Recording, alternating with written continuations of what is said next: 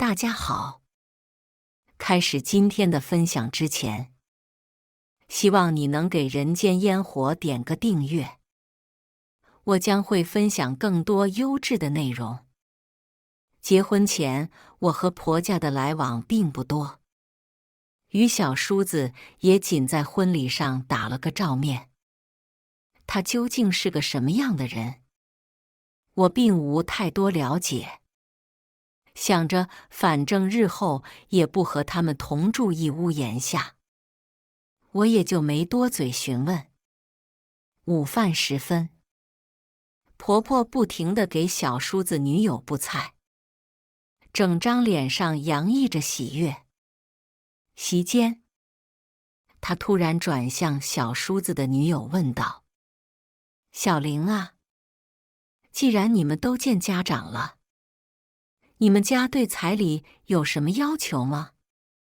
小叔子的女友放下筷子，表情认真地回答：“阿姨，我妈妈说了，彩礼要50万就好，但这套房子的房产证上得写上我和庄强的名字。”婆婆听闻此言，双眼瞪大，显得有些为难。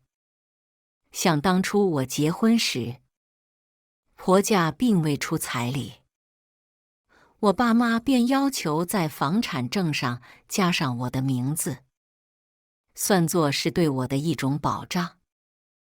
婆婆当初是反对的，后来得知我会陪嫁一套房子，这才勉强同意。小叔子见婆婆迟疑，急忙出面调解气氛：“50万不算什么，只要能娶到你，多少钱都值得。”他话音一落，满脸都是对未来的憧憬。小叔子的女友则羞涩地依偎进他怀里，低声细语：“可这房子空间不足，我们要是有了宝宝，恐怕会显得拥挤。”婆婆闻言，双眼放光。小叔子更是豪气地承诺：“那我们就换个更大的房子，将来还要生好几个孩子呢。”小叔子的女友羞红了脸，我坐在一旁只觉尴尬。我猜想小叔子应该是有些家底的，毕竟我和他交往不多，对他的经济状况并不了解。看着这温馨的一幕，婆婆在一旁笑得合不拢嘴。一直默不作声的丈夫突然出声道：“妈，你之前不是说这房子我和弟弟平分吗？怎么现在只写他们2个人的名字了？”小叔子听了这话，脸上露出不悦的神色：“哥，妈都帮你把老婆娶回来了，你怎么还惦记家里的房子？”婆婆也在一旁帮腔：“就是啊，儿子，欣欣不是还有一套陪嫁的房产吗？你和你弟刚好1人1套，这多好啊！”听到我陪嫁了一套房，小叔子女朋友眼里毫不掩饰地露出了不甘和贪婪。我满脸不可置信地开口：“妈，我结婚已经没要彩礼了，现在怎么连房子都没我的份？”婆婆一听这话十分不满，声音都拔高了几个度：“你都嫁到我们家里了，还有什么不满？你怎么和长辈说话的？你就是这样在别人家里当媳妇的吗？”小叔子女朋友在一旁阴阳怪气，顺便还谄媚一下：“阿姨，您别生气，气坏了身体可不好。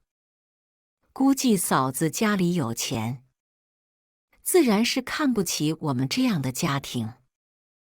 婆婆冷哼一声，瞥了我一眼。再有钱不也嫁给我儿子了？我看她就是惦记我们家房子。小叔子也一脸冷漠地看着我。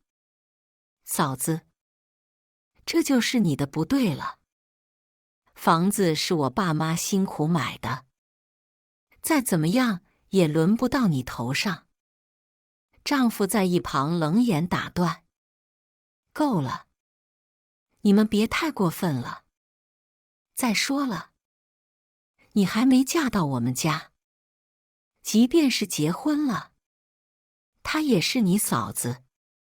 小叔子女朋友瞬间哑然，脸涨得通红，一脸求助地看向小叔子。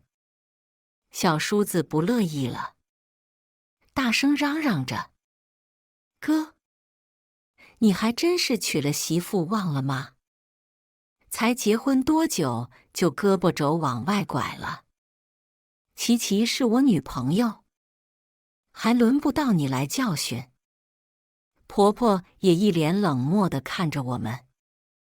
房子我说给谁就给谁，我还没死就开始分房产了，不孝子。丈夫忍不住反驳：妈，他是你儿子，我就不是你儿子了吗？婆婆一脸不耐烦：亲家不是给了一套房吗？你们有那一套还不够吗？做人不要太贪婪。此刻我才彻底看清婆婆和小叔子，我不想再多费口舌，拉起丈夫就回家。离开前，我将大包小包的东西一并带走。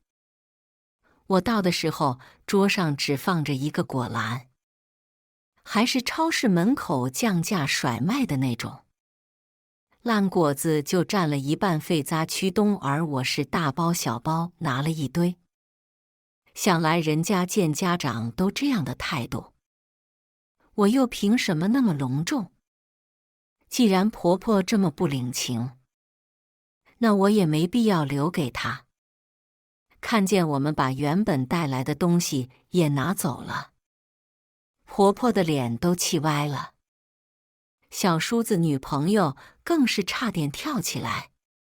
还没结婚，真把自己当女主人了。没过多久，婆婆带着小叔子和他女朋友来了我家。之前婆婆在我这里拿过家里的钥匙，她开门进来，刚好我在家。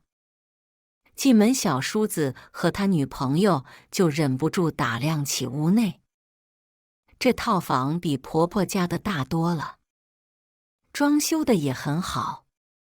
小叔子女朋友瞬间两眼放光，见我在家，婆婆有些意外，随后尴尬地开口：欣欣，原来你在家呀，我还以为你不在家呢。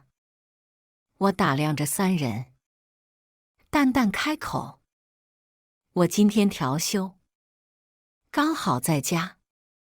妈，你们怎么来了？她立马切换了表情，一脸热情。欣欣啊，上次是妈不对，一家人哪有隔夜仇，你说是吧？妈想了一下，确实是我对不住你，所以房子还是写你和琪琪两个人的名。其实房子写谁的名字，原本我并不在意。我爸妈给我的保障足够我衣食无忧。当初也是看在婆家有2个儿子压力大的情况下，才没要彩礼。后来爸妈提出要在房子上加上我的名字，给我一层保障。那时我还觉得爸妈多虑了，如今看来，人心隔肚皮，防不胜防。小叔子在一旁忍不住赞叹：满脸痴迷。嫂子，你们这房子比我们那个好多了，装修也这么好看。我没回话，只是静静看着面前的三人。婆婆一脸尴尬，过来拉我的手。欣欣啊，上次是我们不对，你别生妈的气。你弟弟不懂事，别和他计较。小叔子女朋友在一旁有些不满。阿姨，您是长辈，干嘛给他道歉呢？小叔子努力给他使眼色，他最终还是不甘心地瞪了我一眼。我当作没看见一样，淡淡开口：“妈，你们今天过来是有什么事吗？”婆婆回过神，一脸笑呵呵的：“你弟这不是快结婚了吗？我带他们过来你这边看看。”我听着这话怪怪的，但出于礼貌和主人风范，还是请他们进来坐，给他们每人倒了杯水。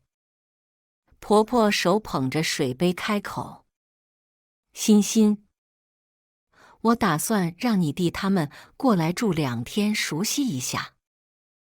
你等会出去给他们买点日用品。”我一脸惊讶地看着婆婆：“妈，你说什么呢？这是我的婚房。”婆婆一脸不满，无所谓的开口：“你们房子大一些，环境又好，让他们过来住几天，熟悉一下怎么了？再说了，都是一家。”小叔子在一旁开口：“就是啊，嫂子，你们结婚我从来都没过来，我们过来住几天不是应该的吗？”我一脸无法理解，声音带着怒气：“这房子是我爸妈给的陪嫁房，不管环境好不好，和你们有什么关系？”婆婆满脸扭曲，站起身来，咬牙切齿地瞪着我：“你胡说什么呢？你都嫁到我们家的了，这房子就是我们家的，我让他们过来住怎么？”小叔子也愤愤不平：“嫂子，没想到你那么自私，我真是看错你了。”小叔子女朋友也在一旁阴阳怪气：“他不就是嫉妒你们家要给彩礼我吗？自己没本事。”这下我彻底看清他们的嘴脸。我毫不犹豫地开口：“我是没本事，我爸妈有本事，不仅给我钱，还给我房，谁让我生得好呢？”话音刚落，小叔子女朋友嘴都气歪了，她一脸不甘心地看着我，眼里积满了泪水。小叔子一看，心疼坏了，指着我骂道：“尖酸刻薄，真不知道我哥怎么找了你这样的人做老婆。”婆婆更是直接露出另一副嘴脸：“以后他们要养孩子，这里环境好，房子又大，到时候你弟媳妇就到这里来坐月子。我让他们提前过来这边熟悉一下。”我一脸无语，看着婆婆理所当然的表情，毫不犹豫地反驳：“我这里又不是月子中心，要坐月子来我这里干什么？”一听这话，婆婆更加不乐意了：“你陪嫁过来，房子就是我们家的，我让你住我们家的房子就算不错了，小心我把你赶出去。”一听这话，我差点笑出了声。我爸妈给我的陪嫁房，还有人能把我赶出去？这家人的脸皮真不是一般的厚。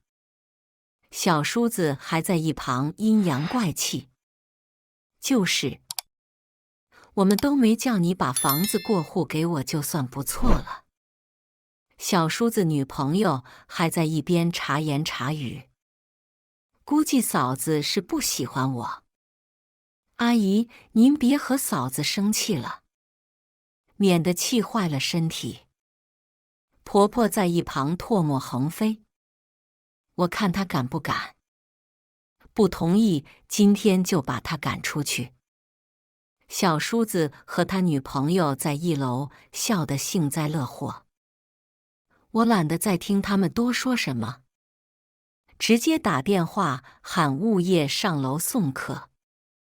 物业只认户主，才不认什么婆婆爹爹的。直到被物业请出去的时候，3个人还在叫唤。婆婆一行人离开没过多久，丈夫的电话就打过来了。我刚准备和他吐槽，他就有些急切地开口：“听说你把我妈他们赶出去了。”听到这话，我有些别扭，想着估计是婆婆在丈夫面前扭曲事实，但还是有些不满。他们一来就说要住在我家，还说让你弟女朋友以后过来坐月子，扬言要把我赶出去，对我阴阳怪气的羞辱。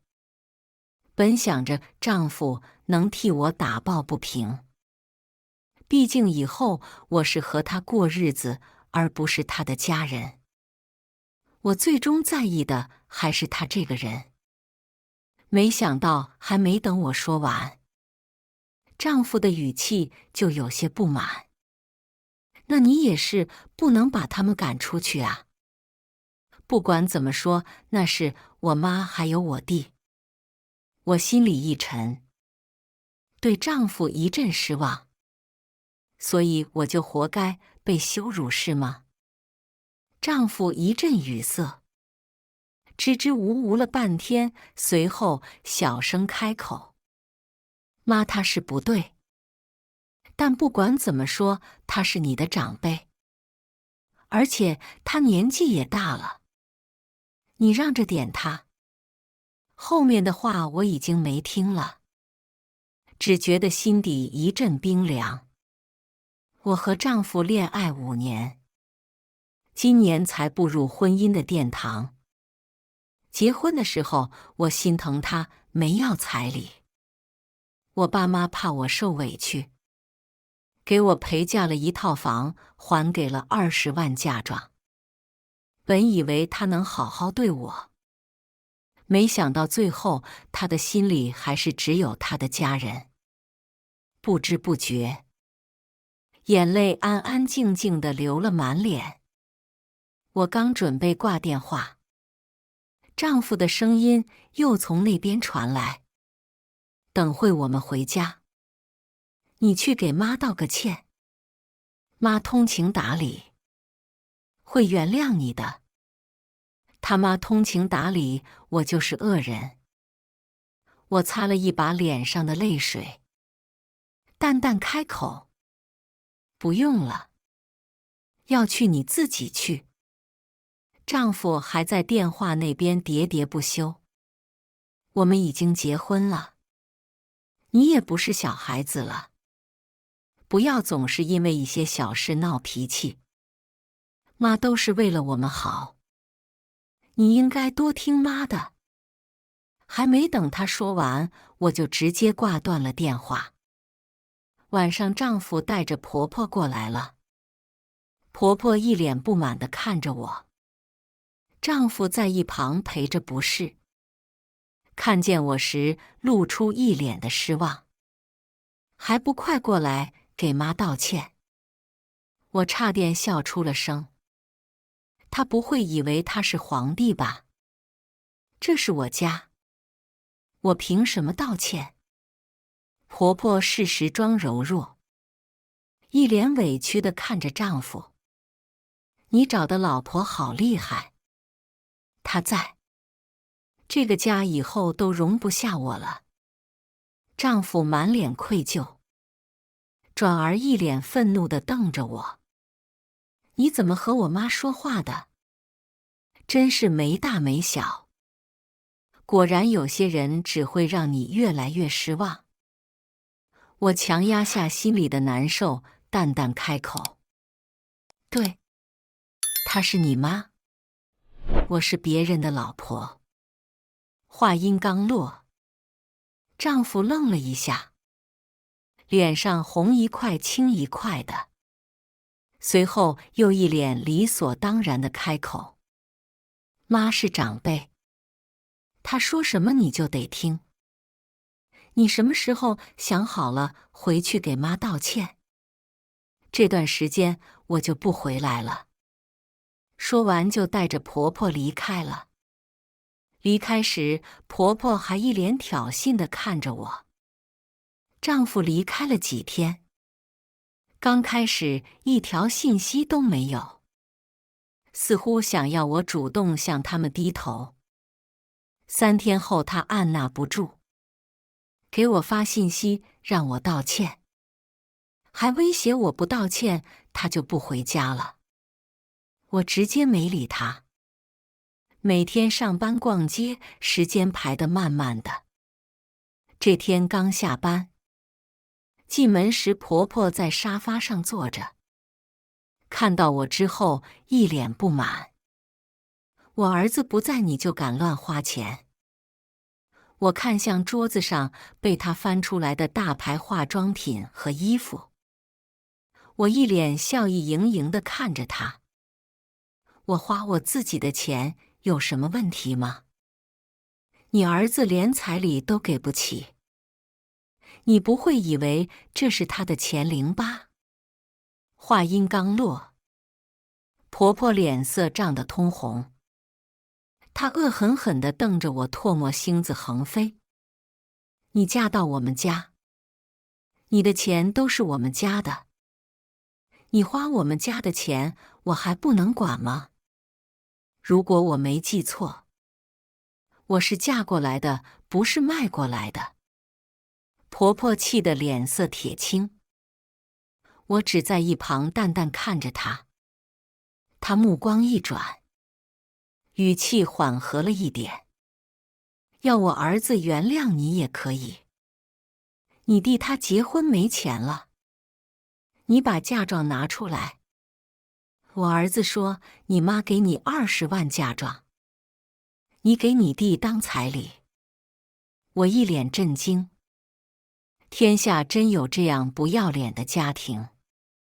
我的彩礼是我爸妈给的，和你们家有1分钱关系吗？婆婆一听不乐意了：你嫁到我们家，嫁妆也应该是我们家的，这本来就应该留给你弟婴媳妇，你凭什么不拿出来？见我没理她，婆婆更加来劲了：20万不够，你把房子也卖了给你弟凑。我那个老房子不行，多余的钱可以给你弟买结婚的新房。我实在忍不住出口反驳：他是我儿子还是你儿子？他结婚凭什么要我出钱？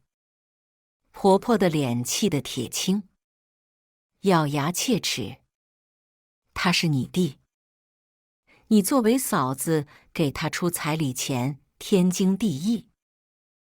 我突然想看看他们家人的脸皮到底能厚到什么地步。我的婚房卖了，我住哪？婆婆一脸不耐烦，瞥了我一眼：老房子不能住吗？我看你是新房子住久了就变得娇气了。我冷笑一声，淡淡开口：到头来我爸妈挣钱是为了给你们家娶媳妇呗。婆婆脸色羞红：还愤愤不平地开口：你都嫁到我们家了，我们都是一家人。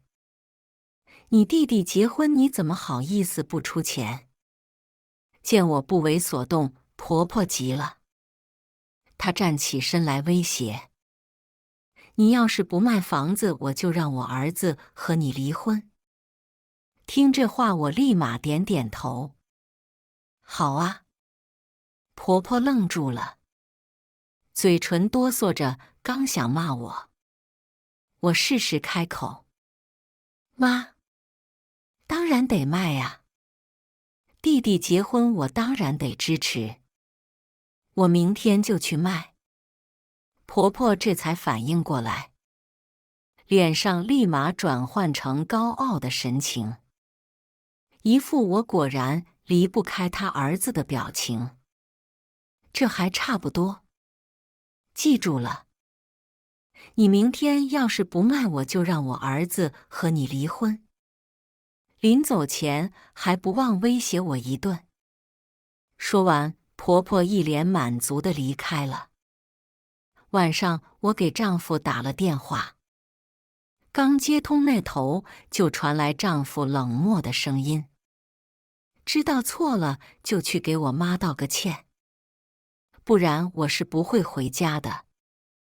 我冷笑一声，不咸不淡地开口：妈说要我拿嫁妆钱给你弟当彩礼。丈夫愣了一下，随后又无所谓地开口：那你就把钱转给他，我记得有20万。我弟弟不就是你弟弟吗？一家人多帮衬帮衬，那么斤斤计较干什么？我当即就挂了电话。既然你们一家人这么相亲相爱，我肯定要成全你们呀。第二天一大早，我就去卖了房。不过，我卖的不是我的婚房，而是婆婆家里的房子。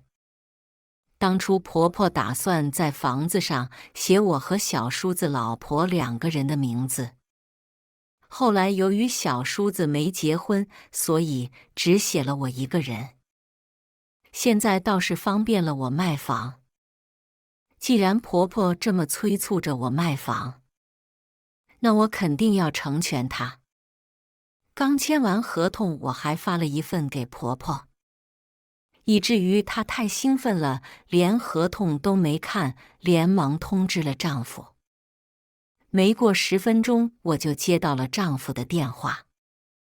接起电话的时候，丈夫语气有些不好：你怎么卖房子也不和我商量一下？以后我们住哪呀？我一脸无所谓，淡淡开口：你现在住哪，以后就住哪。不是你让我让着妈吗？妈让我卖房子，我当然得听她的。丈夫一阵语塞，我直接挂了电话。卖完房第一件事当然就是回婆家看戏。我刚到家，意外的竟然看到了另一场戏。刚进门就听见丈夫的声音：你叫我们卖房子就是为了给我弟买婚房。婆婆不满的声音传来：你弟弟要结婚，你帮他不是应该的吗？你作为哥哥怎么那么自私？小叔子也在一旁开口：你是我哥，我要结婚，你花点钱怎么了？那你把欣欣的嫁妆拿走就行了呀。你让他把房子卖了，我以后住哪？我冷笑一声：男人果然自私自利。我可以拿出嫁妆，但要是威胁到他的利益就不行。众人这才看见我。婆婆一脸高兴地迎过来：欣欣，我的好儿媳，你回来了。丈夫看见我时满脸尴尬，随后像是找到救命稻草一样开口：“老婆，那是我们的房子，你把房子卖了，岳父岳母怎么可能同意呀？”我一脸安抚地看着他：“我和我爸妈说一下，他们会理解的。再说了，我们是一家人，妈这么做也是为了我们好，我们都应该听她的，不是吗？”丈夫一脸尴尬地愣在原地。当初扑我的话，现在还给你。婆婆一脸指责地看着她：“你个不孝子！你看儿媳妇多好，真是白养你了。”小叔子也一脸感动地看着我：“嫂子你真好，不像我哥那么没良心，还没本事，一点也配不上你。”我恶心得差点想吐，但依旧强忍着开口：“我们是一家人，弟弟结婚肯定要多帮一帮。”婆婆一家人欣慰地看着我，小叔子满脸感激，只有丈夫将我拉到一旁：“欣欣，你把房子卖了以后，我们住哪呀？”我看着丈夫有些不满，满脸责备：“这里的房子不能住吗？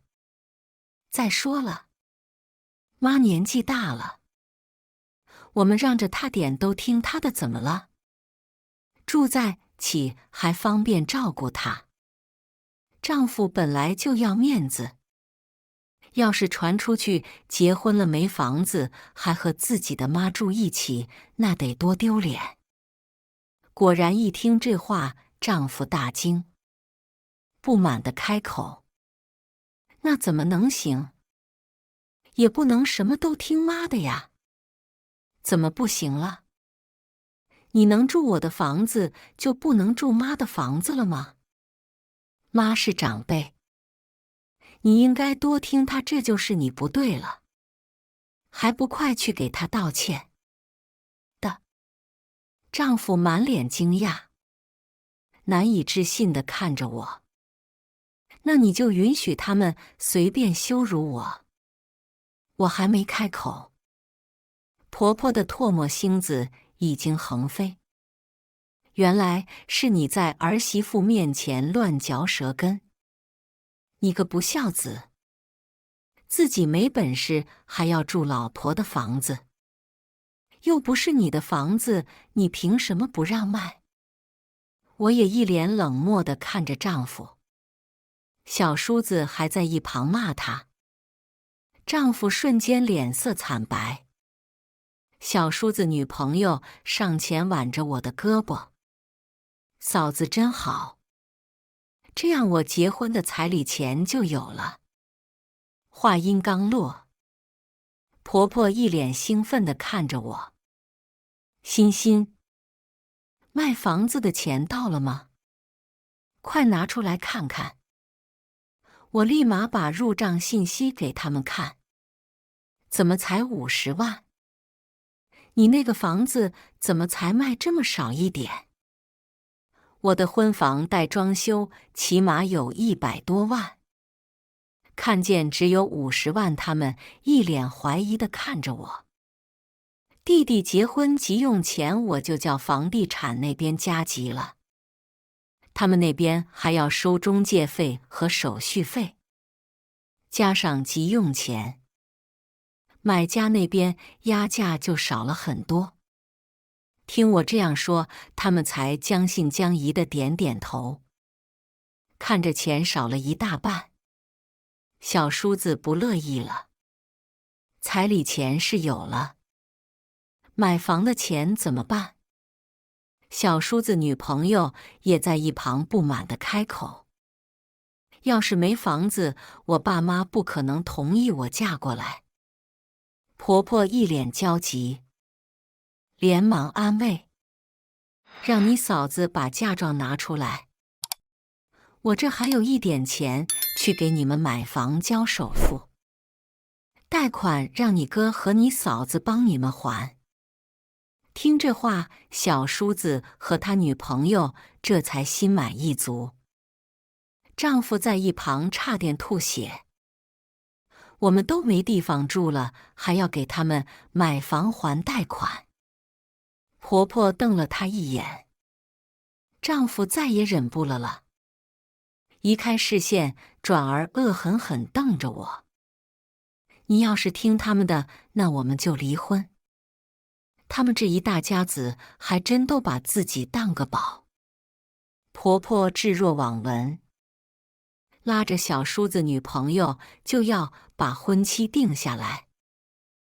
我当着众人的面把50万转给小叔子，小叔子女朋友迫不及待把50万收走了。转完钱我就离开了，说是回家去把嫁妆拿过来。婆婆一听，开心坏了，一家人乐呵呵地送我出门，只留丈夫一个人灰溜溜地躲在门后面。回到婚房，我将丈夫的所有东西打包扔了出去。后来的几天，婆婆要嫁妆都被我以各种理由搪塞过去了。一家人都沉浸在小叔子有彩礼娶媳妇的喜悦中，也就没多想。没过几天，房屋中介过去收房。听说婆婆正和小叔子女朋友一家商量婚期。中介去收房的时候，婆婆还说他们搞错了地址，顺便骂了一顿他们压价。直到房屋中介把合同拿出来，众人彻底傻了眼。婆婆更是气得当场骂我，小叔子女朋友也没想到这个反转，转身就带着爸妈回家。小叔子跪在地上求半天，最后还被踹了一脚。据说一家人当天就被连人带物扔了出去，东西都没安置好，就紧急赶往我的婚房。婆婆后知后觉，反应过来给我打电话，而我早就把她拉黑了。她给丈夫打电话，丈夫气冲冲地找来，才发现我的婚房已经换锁了。这天刚到家门口，就看见婆婆和丈夫正在等着我。一看我回来了，婆婆面目狰狞地骂我：“你个不要脸的贱女人，凭什么卖我们家的房子？”丈夫也在一旁失望地看着我：“你怎么变成这样了？还敢骗我妈？”我鄙夷地看了他一眼，恶心的想吐。我买不买房子和你有半毛钱关系吗？什么话都被你说了，还真把自己当皇帝了。丈夫一阵语塞，脸色像吃了一盘苍蝇一样难看。婆婆还在一旁叫骂。我看着她淡淡开口：“我再不要脸，也没贪你们家一分钱。50万一分不少，转给你们。”婆婆气得脸色铁青：“那你凭什么把我的房子卖了？”我苦口婆心劝说她，还不忘补刀：“都是一家人，卖谁的房子不是卖？再说了，弟弟结婚，妈你应该不好意思不出钱吧？”刚说完，我就关上了门。任凭2个人怎么在外面喊我，都无动于衷。我打电话喊了保安，保安立马上来将2个人赶了出去。后来婆婆还去法院告我，结果房本上本来就写的我一个人的名字，卖了房钱本来也应该归我。吓得婆婆灰溜溜的，赶紧撒了诉。房子没了。婆婆不愿意去乡下住，于是想着让小叔子去要回那50万。小叔子女朋友娘家人哪里肯？家里好不容易捞到的50万，被一家人大肆挥霍，用了快一半。一家人只能租了个不到50平米的房子。婆婆和2个儿子一起住。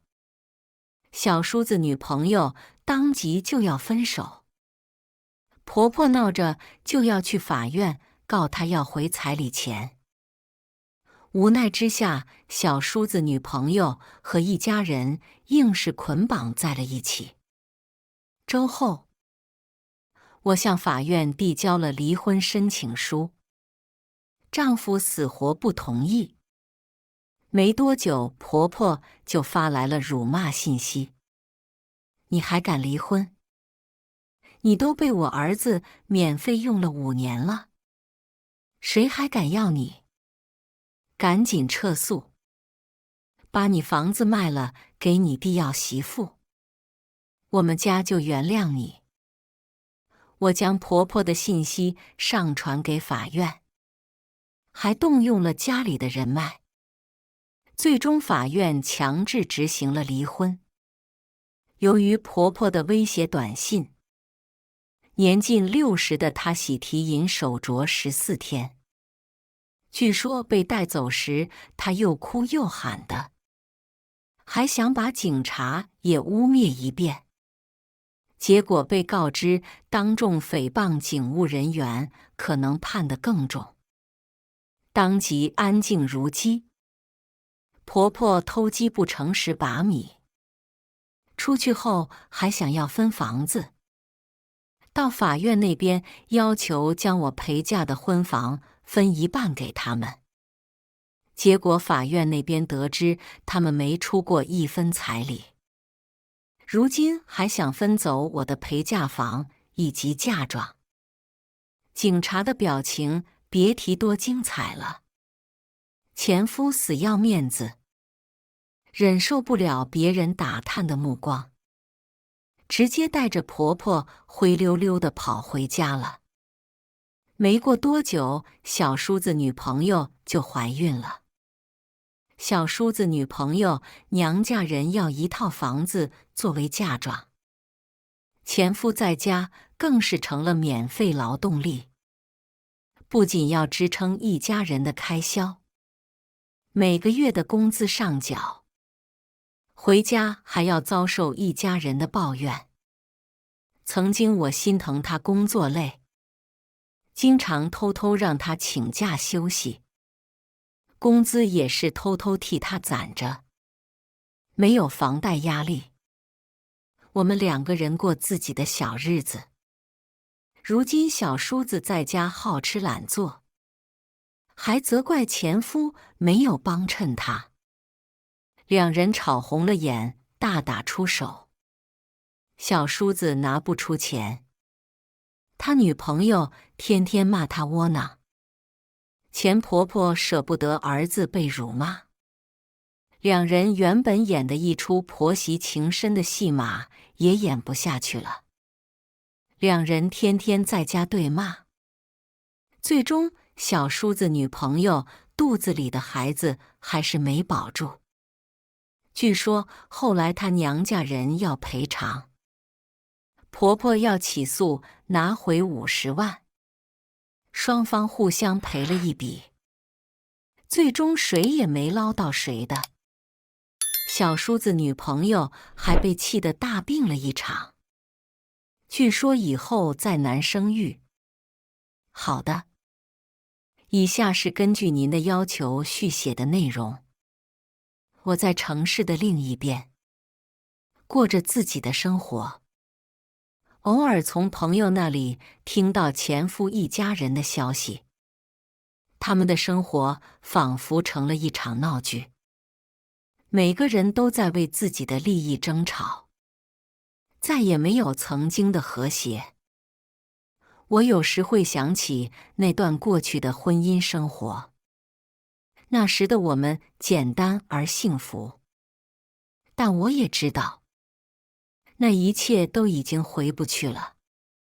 日子一天天过去，我也开始了新的生活。我遇到了一位新的朋友，他是个善良、聪明的男人，对我非常好。我们有很多共同的兴趣和爱好，也一起度过了很多美好的时光。有一天，他向我求婚，我答应了他。这次，我决定把一切都看得更清楚，不再让自己受到任何伤害。婚礼的前一天，我收到了前夫的短信，他说他想见我一面。我想了想，还是决定去见他。我们在一个咖啡馆里见面，他看着我，眼神里充满了复杂的情绪。你看起来很幸福。他最终打破了沉默。是的，我很幸福。我微笑着回答。你呢？他苦笑了一下。我过得不好，家里一团糟，工作也不顺心。我看着他，心里有些感慨，但我没有说话。我当初真的瞎了眼，才会那样对你。他继续说道。我知道，现在说什么都晚了，但我还是想说，对不起。我轻轻叹了口气。过去的事情就让它过去吧，我们都要向前看。他点点头，没有说话。我们坐了一会儿，然后各自离开。走出咖啡馆的那一刻，我感到一种解脱，仿佛终于卸下了千斤重担。第二天，我穿着婚纱，走上了红毯。我看着身旁的爱人，心里充满了幸福和期待。我知道，这次我做出了正确的选择。婚后，我和丈夫过着幸福的生活。我们有了自己的孩子，一个可爱的女儿。她给我们带来了无尽的欢乐和幸福。前夫一家人的消息偶尔还会传到我的耳朵里，但我已经不再关心。我知道，每个人都有自己的生活和选择。我只希望他们能找到自己的幸福。然而，命运似乎并不总是那么公平。在我女儿5岁的那年，前夫突然因病去世。听到这个消息时，我心里五味杂陈。虽然我们已经没有了感情，但毕竟曾经夫妻一场。他的离世还是让我感到了一丝悲伤。丈夫看出了我的情绪，他轻轻抱住我。别难过，每个人都有自己的命运。你现在最重要的是照顾好我们的女儿。我点点头，靠在他的肩膀上，心里感到一丝安慰。几年后，女儿上了小学，她聪明伶俐，深受老师和同学们的喜爱。我和丈夫也经常带她出去玩，一家3口其乐融融。然而，就在这个时候，我接到了一个陌生的电话，原来是前夫的母亲，也就是我的前婆婆打来的。她在电话里泣不成声地告诉我，前夫的弟弟，也就是我的小叔子，因为犯罪被判了刑。现在家里只剩下他一个人，孤苦无依。我听着她的哭诉，心里不禁感到一丝同情。虽然她曾经对我不好，但毕竟是个可怜的老人。我和丈夫商量后决定去看望她一下。当我们来到她的住处时，发现她住在一个破旧的小屋里，生活条件十分艰苦。她看到我们时，泪流满面地表示感谢，并向我们道歉，说她以前对不起我，希望我能原谅她。我看着她苍老的面容和满是皱纹的脸庞，心中的怨恨慢慢消散了。我告诉她，过去的已经过去了，让她好好照顾自己，我们会尽力帮助她。后来的日子里，我和丈夫经常去看望她，并给她带去一些生活用品和食物。她的生活也慢慢得到了改善，我们的关系也逐渐融洽起来。她甚至会把我和丈夫当作自己的亲人一样倾诉心事。我也逐渐明白了家庭的重要性，以及宽容与和解的力量。时间荏苒，岁月如梭，转眼间，我们的女儿也已经长大成人了。